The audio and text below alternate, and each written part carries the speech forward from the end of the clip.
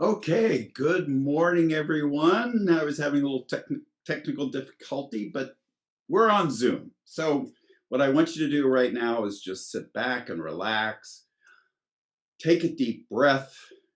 I want you to know my slides are available at alberthasselbeck@gmail.com.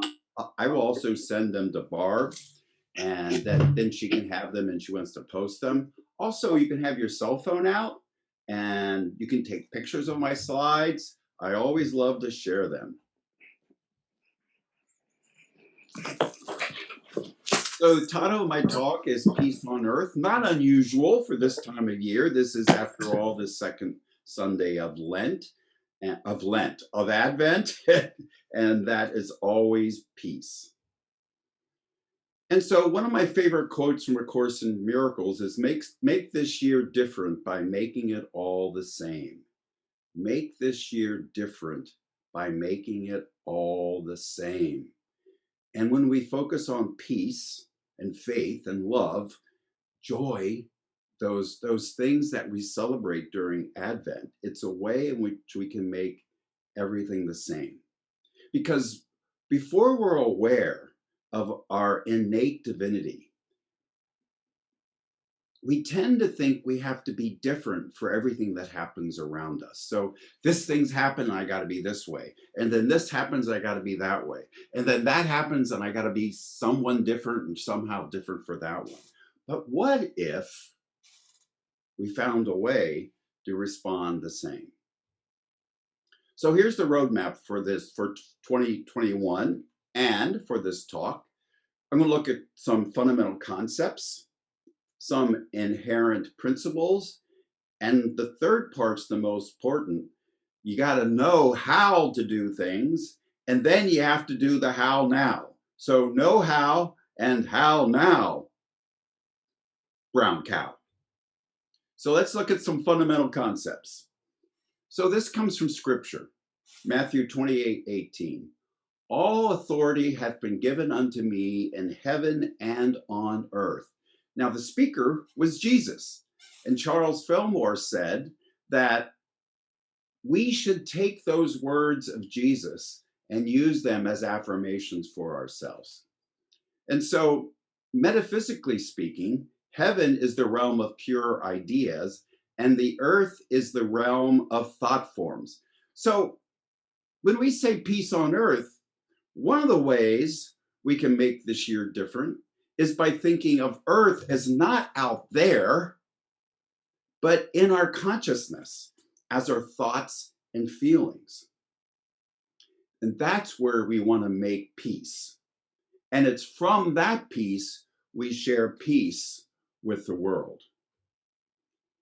And then if we just do the metaphysical insertions, all authority hath been given me in the realm of ideas, and that would be divine ideas, and the realm of thought forms.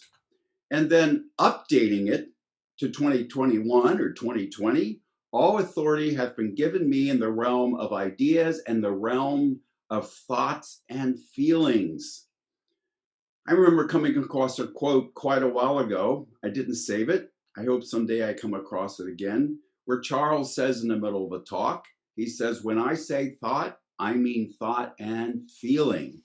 And so it's so important we are using thinking and feeling nature together. And so we can claim that we're the master of divine ideas, thoughts, and feelings. I am master of divine ideas, my thoughts, and my feelings. Say that with me. I am master of divine ideas, my thoughts, and my feelings. Because that's a fundamental truth. Another basic concept that we have wrong, and it's we live from the outside in. That's an error. And when we believe we live from the outside in, that's when we think we have to be different for everything that happens. And we're living in victim consciousness. And of course, victim consciousness is not a very comfortable place to live, and it will not promote peace. The reality is we live from the inside out. And when we're living from the inside out, we enter that opportunity to be in victor consciousness, or even higher, verity consciousness. And when we know that we have control over our own thoughts and feelings, and we know we have these divine ideas we can use, we enter into verity consciousness, which ultimately gives us a sense of peace. And then this is one of my favorite uh, principles, I guess you would call them, from attitudinal healing. We can choose and direct ourselves to be peaceful inside, regardless of what is happening outside. We can choose and direct ourselves to be peaceful inside, regardless of what is happening outside. Now, the thing we can do here, that's really complicated. So, whenever we feel ourselves wanting to adjust ourselves to the chaos out there, we can say, I can be peaceful inside regardless of what's happening outside. I am peaceful inside regardless of what's happening outside. And another important thing to remember is this: stumbling blocks and obstacles that seem to be in the outer are primarily in the mind. Again, that's that outside in thinking. If we think the stumbling blocks and obstacles are made mainly out there. The truth is, they're mainly in our consciousness as thoughts and feelings. Sure, the physical thing is out there that may be blocking us, but the truth is, it's how we think and feeling about them that makes the big difference. And so that covers the fundamental concepts. Now we want to go to some inherent principles, because those inherent principles are basically divine ideas. And so last Sunday, it was faith for Advent. And faith is fundamental to everything because faith ranges from hope to conviction. And we have to believe that being peace is possible. And peace is a principle, it's a divine idea. So this is important because in this way, we can remember to look inside to our innate divinity and remember that that divine idea that you and I have power over, that's been named peace, we can use it to be peace and to feel peace. And two more that are important are benevolence and generosity. These are important because these become the basis of some of the hows we can do to experience peace. So we have faith, peace, benevolence, and generosity. And so now we're going to look at know-how, some of the things that you can do. And once you know you can do them, of course, now you have to do them. Know how and how now. And so kindness, like confetti, goes a long way. Aren't you at peace when you're being kind? Aren't you at peace when you're spreading kindness like confetti? And kindness is a practice we can manifest out of the principles of benevolence and generosity, which results in our having that state of peace. Be amazing grace now. No, grace isn't something we wait for. Grace is something we manifest. I want to tell you a little story. Many years ago, when I was struggling with this idea of grace and what is grace in a unity context, and I was sitting at my favorite Starbucks, and two people sat next to me, two men. And it wasn't very long after they sat down, I realized they were ministers. And of course, being a minister myself, you know what I did. I did this. I wanted to hear what they're saying. I wanted to overhear their conversation. And so they were speaking, and it became really clear that one of them was the mentor, the older man, and the younger man was the mentee. And they were having this great conversation. And then there was a pause. And in that pause, the older man asked the younger man, who couldn't have been more than 23 or 24, he asked him, "How did your parents treat you when you did something wrong as a teenager?" And his answer astounded me. Without skipping a beat, that young minister said, "My parents always offered me grace." Well, I think my head wanted to explode because I was like, wow, what a concept. And gee, I wish my parents were like that when I was a kid. You see, grace is a way we can be benevolent. Grace is a way we can be generous. And when we're being benevolent and when we're being generous, we're peaceful, aren't we?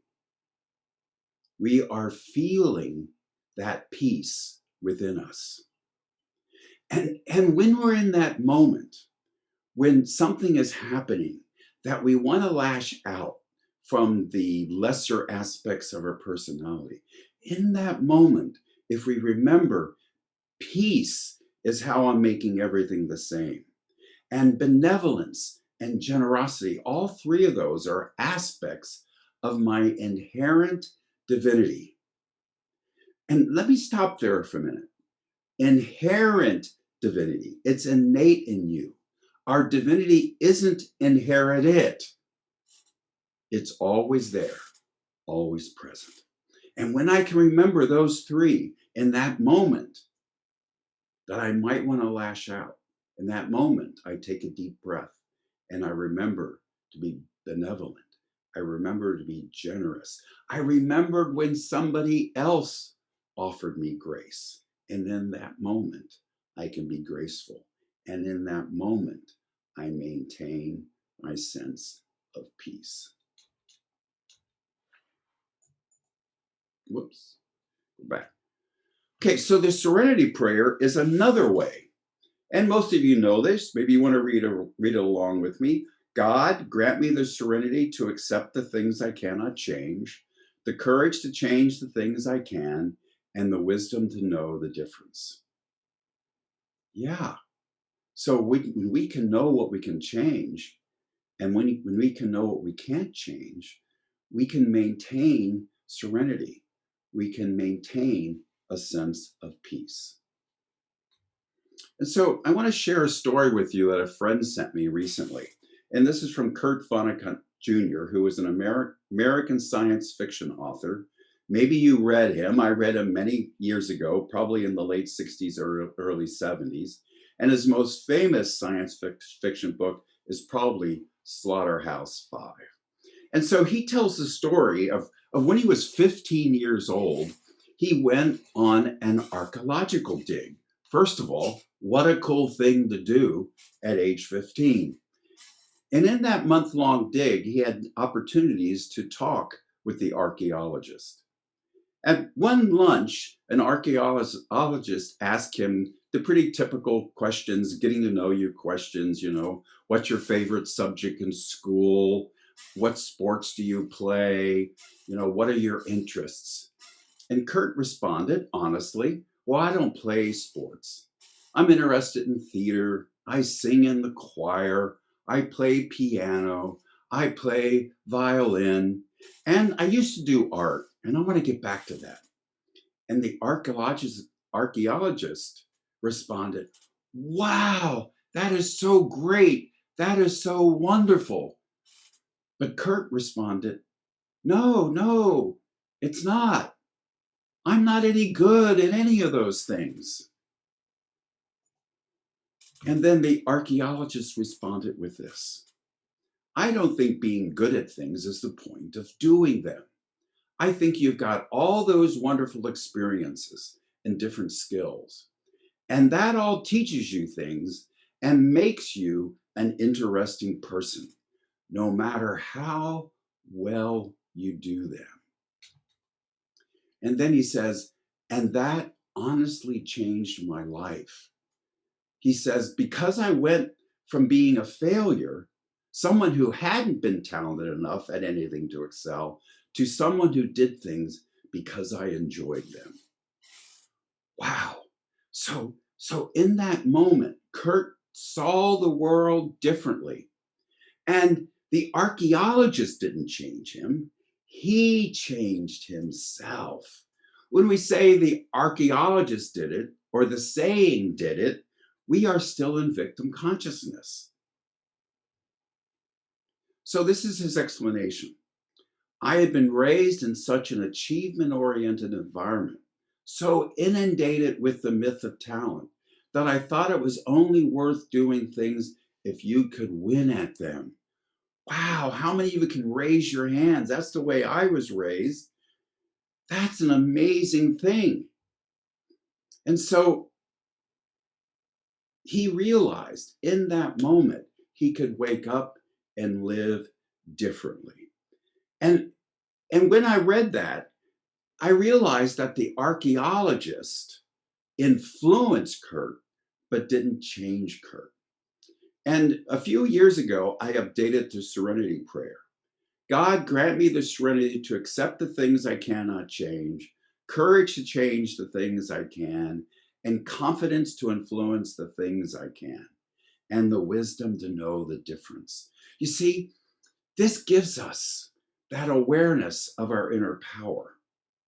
And it's not just black or white, what I can change, I can't change, because there are people in your life that you've probably already influenced and you can influence. You didn't change them.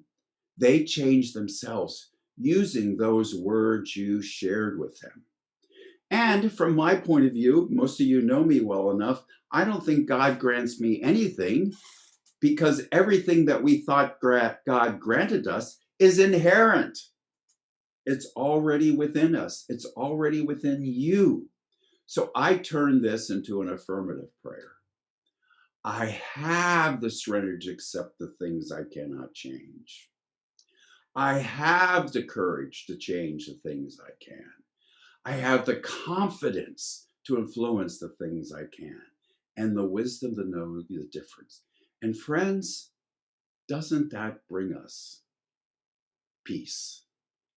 Doesn't that help us manifest the experience of peace using that principle of peace within us? And so make this year different by making it all the same. Remember, peace, faith, benevolence, and generosity are inherent. They're innate in you. And you get to decide when you're going to use them. And you can decide that no matter what's happening outside, you don't have to change, however different they are, because you can remain the same. You can remain centered in your divinity, and you can be the peace and radiate out to the world. Peace on earth, peace in your consciousness, because that's where it all begins. Thank you. And so it is. Wow, Paul. There are some people on the planet who really take thoughts and twist them into a way that is like brand new and so interesting. And you, for me, are one of those people. I always learn, and all the way through, every time you talk, I'm going, wow, wow, wow. And I thought, what amazing chutzpah to rewrite the Serenity Prayer. And it's beautiful. Well, you shouldn't be surprised since I rewrite Fillmore, you know. Of course. Yes. Next, you can rewrite the Bible. No, thanks. Oh. So the Quran. It's only 10:23, which means that we have gobs of time if we want to take it. And we have a rare opportunity to really, if you don't mind, Paul, entertain some Q&A. And so we just don't often have a chance to do that. So let's pile on if we can. Bring it on. Bring it on. So anybody and everybody, ask Paul some questions about this, because it was really cool. Unmute yourself. I have one right from the beginning. Is the Kurt Vonnegut stories from a biography of his, or where did that come from? I don't know exactly where it came from. It was shared to a friend of mine, Brian Heinen, who's one of my closest friends, and he shared it with me. And so I couldn't find it. It's unattributed. And even if it's not true, It the, should be. the It's a good story. underlying truths in there are so, so important. Yeah, Yeah. Yeah. absolutely. Very, You very see, cool. one of my themes is questioning my answers, questioning unquestioned answers. And that idea that we're here to win is an unquestioned answer. And we need to question that and come to a new understanding. I love that, Paul. An unquestioned answer. I love that. Yeah. I've got a comment. Yes. Okay, this is Patrick for those. Say, this is coincidence. Just this morning, I was reading this little Unity Publishing book. Since you can't quite read, it's called Manual for Living. It was written by the Greek slave, Greek philosopher, Epictetus. Well, maybe Melanie says it's not Unity, but anyway, and I just read this morning. The original Serenity Prayer was a Greek Stoic. It had no God in it. It was just about those exact same things of accepting what I can change. So this is Stoicism, being real practical. Yeah, it is. Yeah. And yet spiritual. And that was and I just read that this morning and thought, oh, that's where this Serenity Prayer came from. Wow. So Nothing is Niebuhr, new under the sun. Yes. Paul, this is Susan. Yes. In line with the way you brought the serenity prayer into the present, I have always liked and have seldom seen the way the peace song has been changed from "Let there be peace on earth" to and peace has begun with me. Yeah. Now there is peace on earth. Let it begin with me. Yes. Has begun with me. If you change it to the present tense, Yes. it actualizes it, and I love it like the way you did with the Serenity Prayer. Yes. So there's a church in Cincinnati that made it completely affirmation, and it made it affirmative. It begins with "There is peace on earth." Yes, I think our class actually tried to contact the authors of the original "Let There Be Peace" song and asked if we had permission to change it, and they didn't give it. We were No, they didn't like it being changed. No. Yep. And it's Oh, well. their property. Right. Yep. So, and just comment on that. So the original Serenity Prayer was more like what Paul edited. It was about what I can do, not what God can do. What God can do. Yes. Paul was channeling the ancient Greeks. so Niebuhr, when did he write that? When did he publish?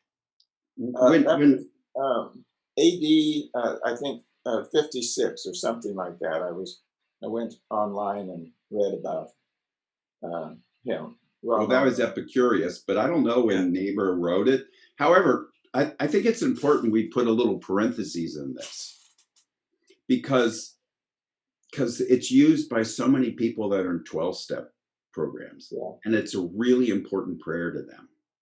And this is not trashing their prayer, because those people are working so hard to reach sobriety. And most of the people, before they get to AA, have tried to change themselves and failed and failed and failed. And when they enter into AA, they have people who have had similar experience that are supporting them. And that prayer, "God grant me," is a way in which the individuals can realize there is a higher power that they can use that will fix them. And as far as I'm concerned, whatever it takes for them to reach sobriety. And then I would hope if they find unity, they would then transition to this idea that that power was never separate, that it was always within them, and it's innate. And we need to call on it. We need to name it. We need to claim it. Yeah. And that's a beautiful caveat, Paul. That really is. Thank you. It's important. It is important. You're exactly right. That's really cool. Yeah. Well, So, Barb, Anybody- unmute yourself. Barbara looked Barb? like she was talking. Yeah, Barb, unmute yourself, Barb. Oh, there I am, unmuted. Okay. So Paul, I was interested in the binary choice, right? Binary choices, and that's been on my mind a lot yet, and I'm always questioning everything that's a binary choice. Yeah, so that's something to be questioning all the time, Things aren't black and white. They're black, they're white, and everything in between. Things aren't good and bad. They're everything in between, up and down, So stepping back from that and seeing it gives us an opportunity for peace, doesn't it? Yeah.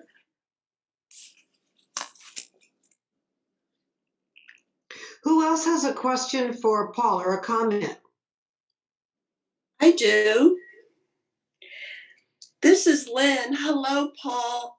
Dr. Hi, Lynn. How are you? I recognize your voice. There you are. Now I found you. There I am.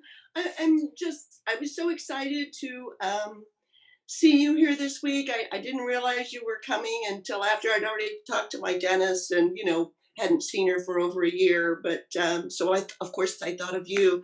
But I was just thinking of that.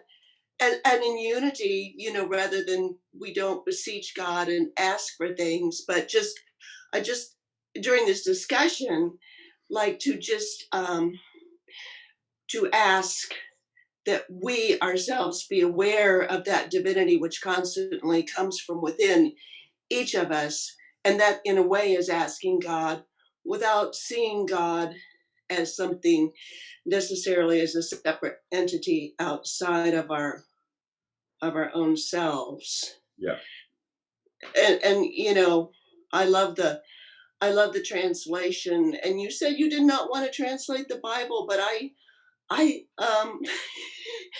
think sometimes it's good to run by different scenarios of what it really means, just so that we have a deeper understanding. But when you're talking about doing things, like what Kurt Vonnegut learned, that you just do something because of the sheer joy of doing it, not because you need to win. Don't you think that as human beings, that's how we're designed, is cooperative social structure, and that our winningness is really based on a togetherness of something. We are not individuals. And that's what I'm thinking, that too much individualism to win at all costs and to put ourselves above others. My first true experience with this was back in the 70s, when I first started hanging out with Neil after going to the Unitarian Church, and we'd be at Luce Park. And I grew up playing King on the Mountain, and the object of anything to win. Yeah. And so we were just playing football with total strangers, as you would do on a sunny Sunday afternoon. And I've been running along as fast as I could, trying to catch up with someone that had the ball. And he just handed it to me so that I could continue to run with it. And I was like, I'll never forget that, because, of course, that's not how we enjoy our favorite sport. But at the same time, it was like we were just there running around like 5-year-olds in the sun, having fun. It wasn't the point of who's going to get the ball to the opposite. And anyway. Yes. Beautiful story. Thank you for that. Yeah. Who else has a comment or a question for Paul? And we see Frederick. I don't know who you are, but we're glad to have you. Hello. Yes, Frederick. He's one of my friends. Excellent. Yeah. I just have a quick add-on to Lynn's thing. Does anybody know about Japanese baseball? They consider it a fantastic game if it ends in a tie. Nice. And reframing is so important. So a question that an answer that I questioned just a few months ago was the connection between fear and love, because I had been taught that fear and love were opposites or opposed to each other in some way. And I don't know what happened in that moment. I just had one of those, wait a minute, is that true? And I realized that fear happens because I love. Hmm. Fear happens because of love, not in opposition of love, not to hide love. Fear is evidence of love's presence. And that's another way in which we can enter back into a state of peace, is in that moment we're fearful, we can remember what it is we're loving instead of what we're afraid of. And that helps us wake up even more to the love and the peace and the joy that we really innately are. I love that, Paul. Could you give an example? Yeah, so my mother was a professional warrior. She worried all the time. She was afraid something was going to happen to her three boys all the time. And she was fearful. I'm grateful that very little happened to us over all the decades, but she wouldn't have been fearful for us if she didn't love us. Okay. And there's another way that's really important. I'm glad you asked that question. Since I had that realization, when someone shares with me in a class that it's easy for me to love other people, but I can't love myself. And then I ask them the question, have you ever been afraid for yourself? Hmm. And often they can say yes, and they can name the thing. I said, there you go. That's evidence that you love yourself. Wow. I love that. And that's a big shift, because Yeah. we're afraid if something's happening to us, we're afraid if something's going to happen to our family or our friends, and we're afraid if something's going to happen to our things or our lifestyle or whatever. And then you can flip that another way, and it's a way in which you make everything the same. Is if someone is coming at you and it's obviously that they're angry or fearful, you can remember that they're actually coming from love of some sort. And then you can see the love instead of seeing the fear and the anger. So, Paul, that sounds very close, but slightly different than the Course in Miracles. Everything's either an expression of love or a cry for love. And I'm wondering if you would maybe be able to explain the difference in your understanding from the Course in Miracles understanding of fear and love's relationship. Well, so what I said is very close to what the Course in Miracles says. And what I said makes it easier that everything's a call for love or an expression of love. The quote that's in the Course is that fear hides love's presence. And when we see fear, we can use it as a positive affirmation that love is present too. It never makes the connection that the fear couldn't be there if I wasn't loving first, that making that hard connection. And so this becomes a more easily applicable demonstration, or a way to prove, or the way to see that everything's either an expression of love or a call for love. And that person who's acting out from fear and anger is a call for love. But why? Because there's love underlying that. And for me, it makes it easier to do. So they're connected. Yeah, thanks. Yeah. Yeah. Wow, that really helps me, Paul, in reframing the political scene even. Well, everything. Everything, yeah, but that's an in-your-face example. Yes. Wow, Yes, indeed. fantastic. Yep. So any other, great question for Paul, Susan, thank you. Any other comments, questions? I'm thinking about the poem If. I think it, Rudyard Kipling, I think it's really similar to the ability to not be fearful or recognize fear as love. It's Yeah, so I'm not trying to push down the fear. It's just recognizing if there is fear, there's love present too. Yeah, I love that. Yeah. Yeah, I think people who are fearful get a bad reputation. Yes. It's lack of faith, or it's, whatever. But that really does put a whole different spin. Thank you. So we got to know that love is present. If we lose track of the love, then we're going to run more and more amok. And when we're in fear, the biochemistry that goes on shuts down our higher thinking centers. And that makes for even running more amok and getting more like this.